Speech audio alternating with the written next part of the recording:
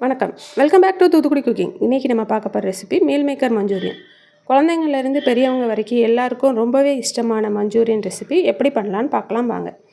அதுக்கு இன்றைக்கி 75 gram meal maker எடுத்திருக்கேன். பெரிய சைஸ் எடுத்திருக்கேன், நீங்கள் சின்னது எடுக்கிறனால எடுத்துக்கோங்க.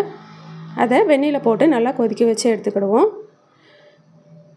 அதை ஆறின பிறகு நல்லா புழிஞ்சு எடுத்துக்கலாம். இதை 2 தண்ணிக்கு அலசி எடுத்துருக்கிறேன். இப்போ தண்ணியெலாம் இல்லாமல் நல்லா புழிஞ்சு எடுத்துக்கணும்.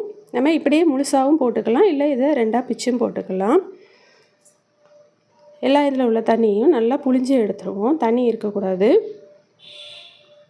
ஒரு பாத்திரத்தில் கொஞ்சமாக மஞ்சள் தூள், தேவையான அளவு உப்பு, 1 டீஸ்பூன் வத்தத்தூள், 2 டீஸ்பூன் கார்ன்ஃப்ளவர் மாவு, 1/4 டீஸ்பூன் இஞ்சி பூண்டு பேஸ்ட் சேர்த்துருக்கேன்.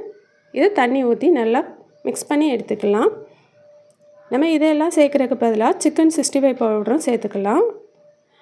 அது ஏற்கனவே ரெசிபி நான் வீடியோ அப்லோட் பண்ணியிருக்கேன். வீட்டிலேயே செஞ்சு யூஸ் பண்ணுங்கள், கடையில் உள்ளது வாங்காதீங்க. இப்போ நம்ம இதில் மீல் மேக்கர் எல்லாத்தையும் சேர்த்து நல்லா ஒன்று போல் விரவி விட்டுக்கிடுவோம். மசாலா எல்லாம் எல்லா இதுலேயும் படுற மாதிரி பார்த்துக்கோங்க.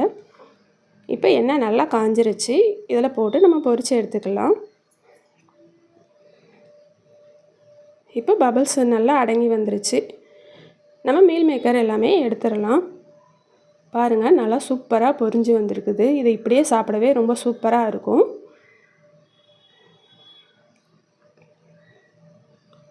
இதே மாதிரி எல்லாத்தையும் பொரித்து எடுத்துருங்க.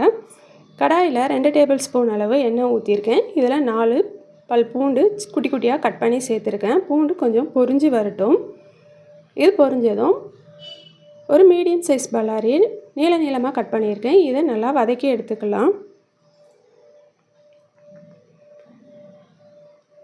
ஒரு குடமிளகா குட்டி குட்டியாக கட் பண்ணியிருக்கேன், இதையும் சேர்த்துக்கிடுவோம். இதையும் வதக்கி எடுத்துக்கலாம். குடமிளகா ரொம்ப வதங்கணும்னு இல்லை, கொஞ்சம் வதங்கினா போதும்.